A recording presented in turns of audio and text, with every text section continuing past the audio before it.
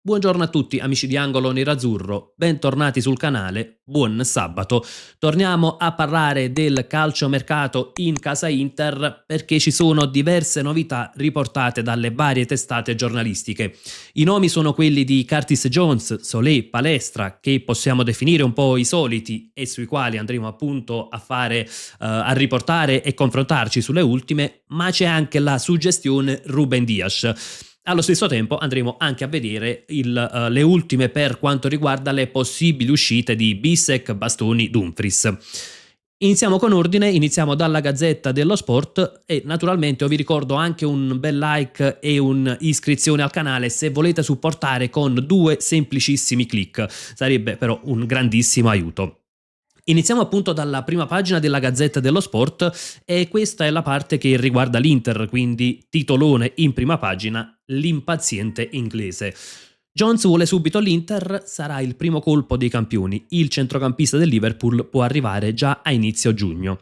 Andiamo a vedere anche l'articolo riguardante proprio Curtis Jones e si legge: Jones il primo colpo. Inter all'affondo, Curtis può arrivare già a inizio giugno. Per i nerazzurri l'inglese è la priorità a centrocampo, nuovo incontro per il prezzo e la futura rivendita.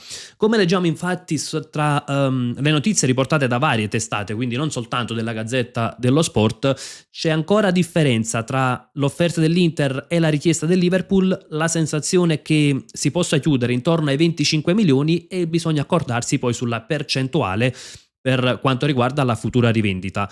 Naturalmente è un affare che interessa un po' a tutti, anche allo stesso Liverpool. È vero che le squadre inglesi non hanno necessità di cedere e perdere anche un calciatore a zero non è un dramma, però dopo che quest'estate perderà già con Ate a zero, ecco, il Liverpool vuole evitare una situazione simile per Curtis Jones e quindi comunque cercherà di monetizzare la cessione. Il calciatore vuole l'Inter, Kivu comunque ha messo Curtis Jones un po' in cima alla lista delle preferenze per il centrocampo perché è un calciatore completo, quindi un calciatore che può fare le 2 fasi, che può giocare da mezzala, che può giocare anche un po' più avanzato, che fa da raccordo, è un calciatore comunque anche fisicamente forte, seppur non è un recuperatore di palloni alla Koné, però è un calciatore forte, quindi anche nei duelli fisici può far valere la sua prestanza fisica e quindi chiaramente sono tutte caratteristiche che insomma interessano al centrocampo dell'Inter. È diverso dagli altri centrocampisti in rosa.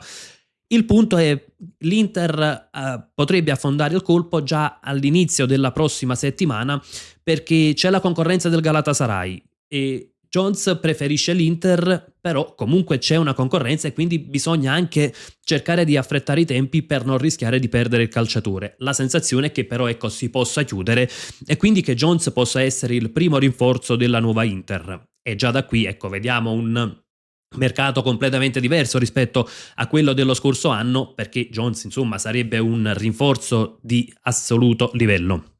Andiamo avanti, andiamo a vedere anche quelle che sono le altre opportunità, insomma le altre situazioni di mercato e si legge: Stankovic è ritornato a casa ma il suo futuro resta in bilico. Il figlio di Dejan verrà ricomprato dal Bruges e ha già parlato con Kivu, piace molto all'estero. Il club nerazzurro lo riporta a Milano con 23 milioni, chi vorrà il mediano dovrà spenderne 40.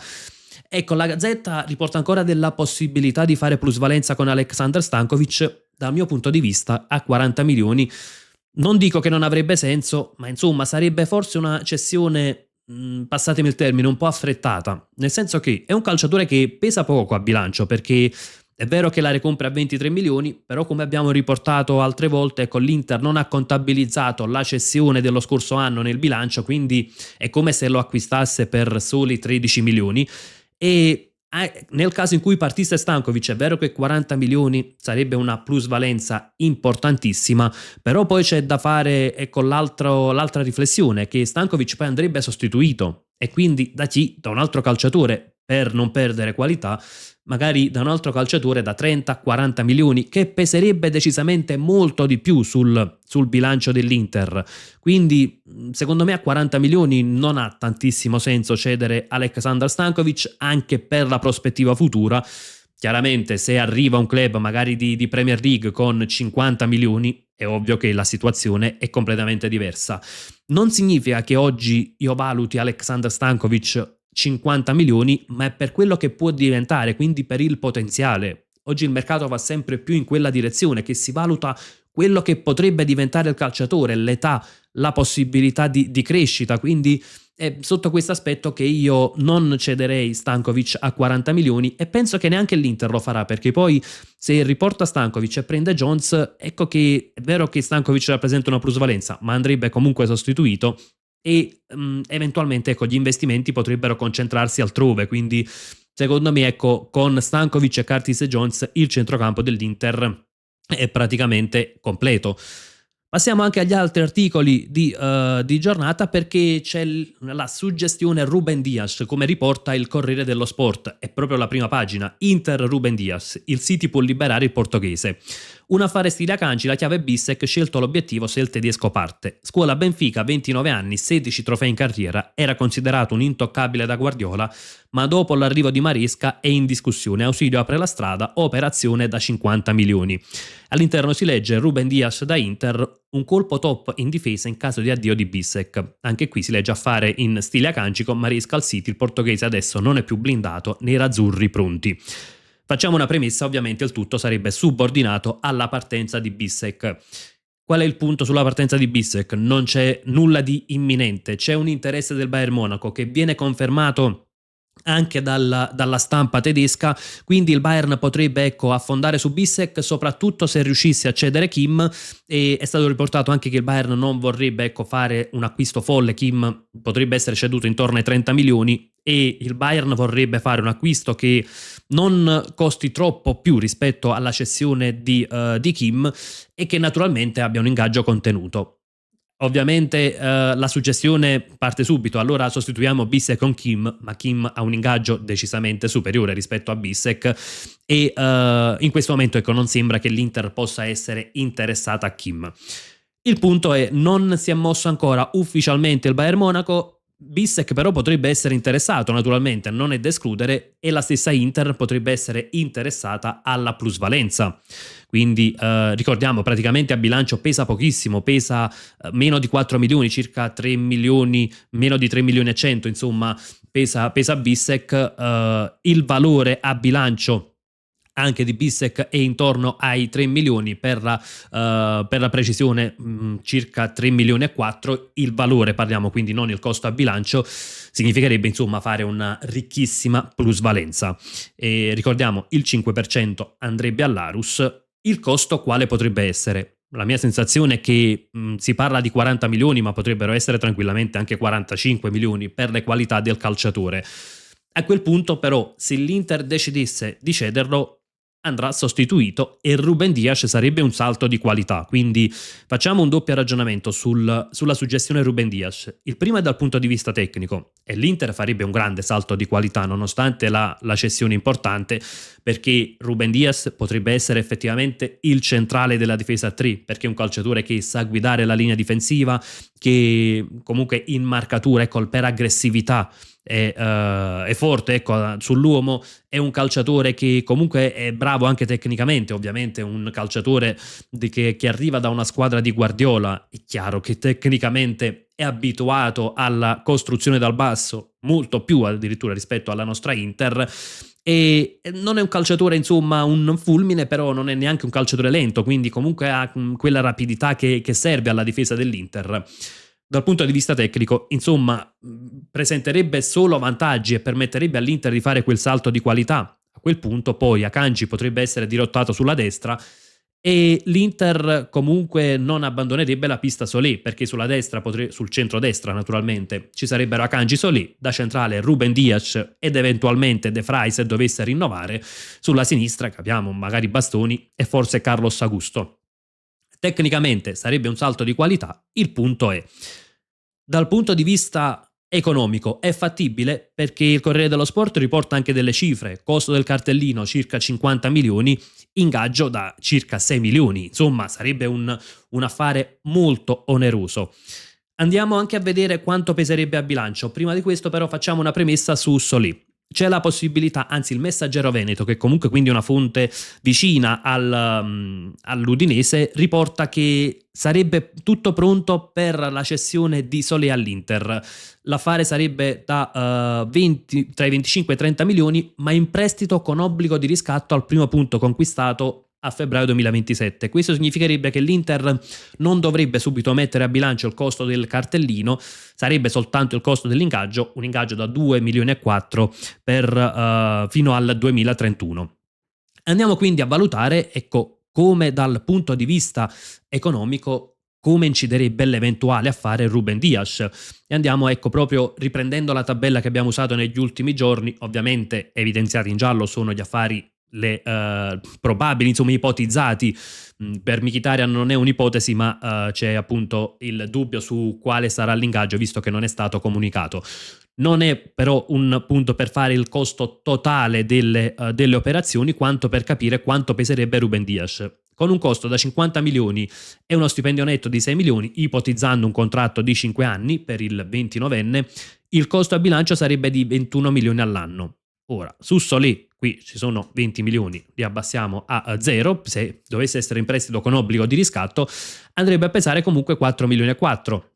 Questo significherebbe che, ricordiamo, la cifra di Ruben Dias a bilancio è di 21 milioni, praticamente significherebbe, ecco, sostituire Bissek, che a bilancio pesa soltanto 3 milioni e 95 mila, con Ruben Dias. Significherebbe aumentare di tanto il costo a bilancio. Ecco, guardiamo, per esempio si passa addirittura a 209 milioni negli affari ipotizzati. Ovviamente qui ipotizziamo Ruben Dias, ipotizziamo Palestra, poi è chiaro, magari si evita un altro affare e diventa fattibile, non è da escludere. Insomma, non è un qualcosa di assolutamente assurdo. Ecco, qui dobbiamo togliere il costo, quindi significherebbe comunque arrivare, ecco, a 205 milioni col costo di Ruben Dias.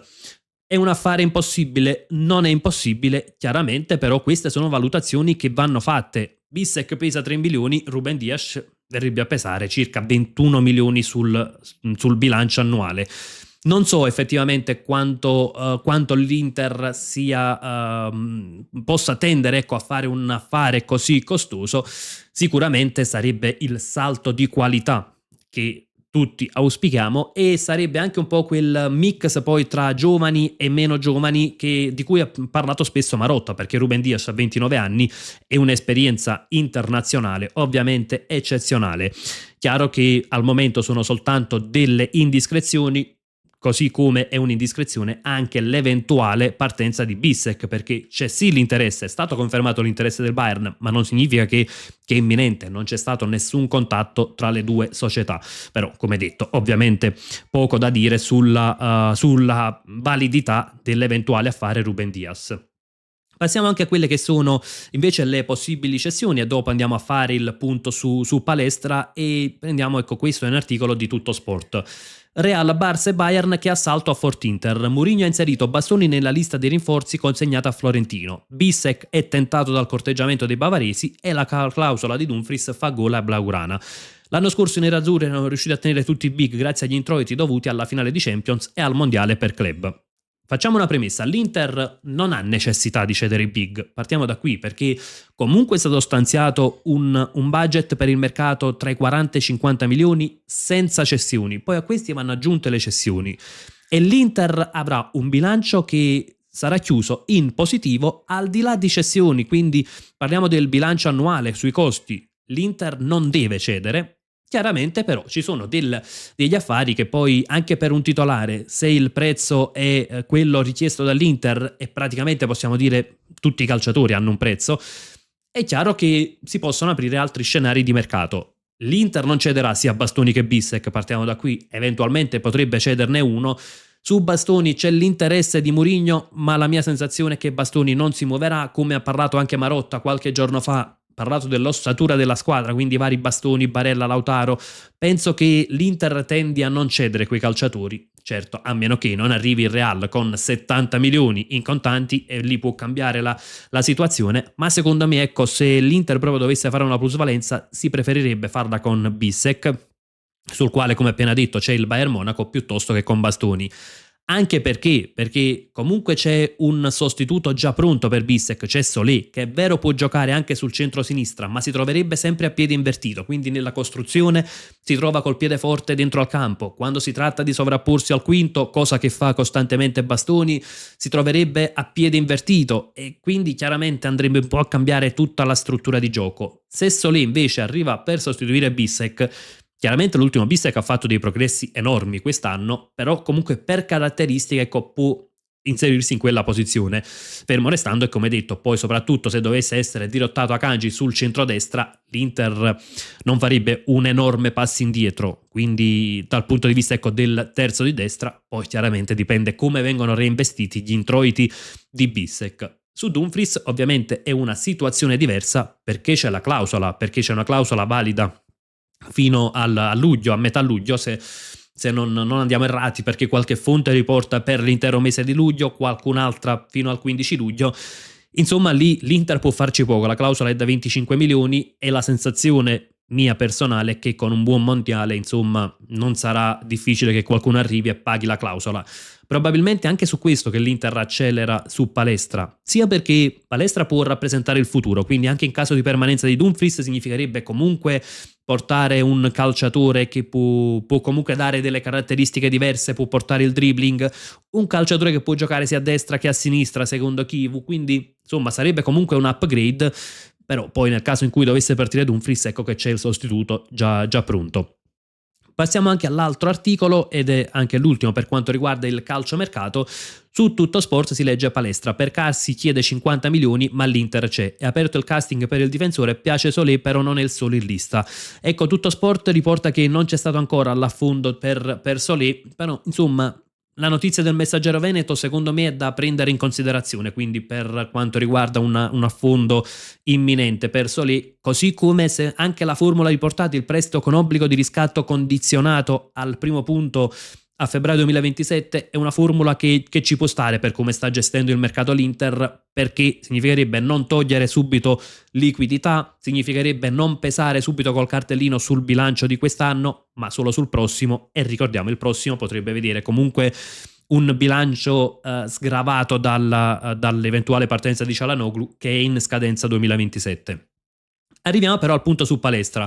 L'Atalanta chiede 50 milioni, nella giornata di ieri è circolata un po' la notizia che OH3 avesse approvato anche un solo acquisto da 40-50 milioni. Ovviamente a volte sono anche delle notizie buttate lì un po' a caso, quindi è tutto da verificare, però come l'Inter potrebbe provare ad abbassare un po' il costo di Palestra inserendo Frattesi. È un calciatore che piace a Sarri, nuovo allenatore dell'Atalanta. Sarri lo aveva richiesto anche alla Lazio che si era mosso appunto a gennaio, poi non ci fu l'accordo e all'Atalanta Sarri dovrebbe riproporre il 4-3-3. Questo mette in condizione i bergamaschi di dover cercare qualche centrocampista. Frattesi è uno dei nomi. Chiaramente poi bisogna capire quanto sarebbe valutato Frattesi, se davvero ecco, si può concretizzare questa trattativa insomma, con i due calciatori, però insomma è una situazione che probabilmente valuteranno le due squadre. Palestra rimane un obiettivo dell'Inter ed è un obiettivo secondo me anche imminente, forse addirittura più del difensore, nel senso che dal punto di vista tecnico quindi della squadra è chiaro, sulle corsie esterne siamo decisamente più coperti rispetto alla difesa. Su Palestra però potrebbero arrivare molti più interessi, si potrebbe scatenare un'asta, quindi se davvero interessa prenderlo significa dover anticipare anche i tempi. Secondo me da qui anche arrivano ecco, le mosse su Jones e Palestra, perché magari ecco, su Solé c'è quella sensazione che anche aspettare un po', ecco, attendere qualche settimana può non far perdere il calciatore. Su Jones invece e Palestra secondo me il tempismo è fondamentale ed è per questo che l'Inter sembra stia accelerando in quelle direzioni. Concludiamo anche con l'ultimo punto di giornata. Qui ecco avevamo saltato un punto ed era non è il solo in lista Solé, però ecco Muaremovic sembra un po' più defilato, quindi si fa ancora il nome del difensore del Sassuolo ma un po' più defilato. La mia sensazione è che l'Inter punti Solé, non più Muaremovic.